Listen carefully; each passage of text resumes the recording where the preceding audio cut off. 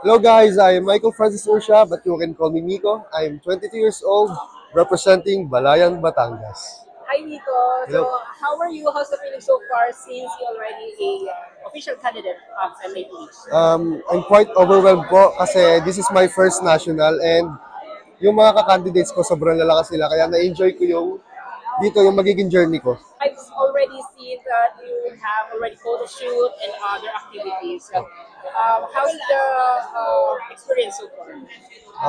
The experience here in the national, syempre yung social media ko sobrang umiingay kasi need po natin na magpaingay din para mapansin po tayo ng mga tao, para masuportahan din po dito sa ating national.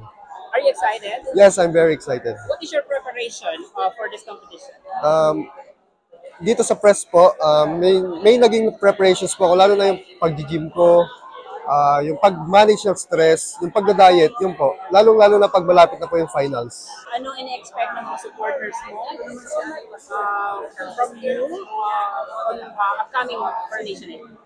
Ayun guys, expect me to bring the crown. Although na napakalakas po ng ating mga kalaban this national, syempre hindi pa rin po tayo magpapatalo. Ibibigay pa rin ang best para, syempre, malay mo, luck. Okay, all right. Thank you so much, Nico. Yes. Have a great day. Bye. Thank you.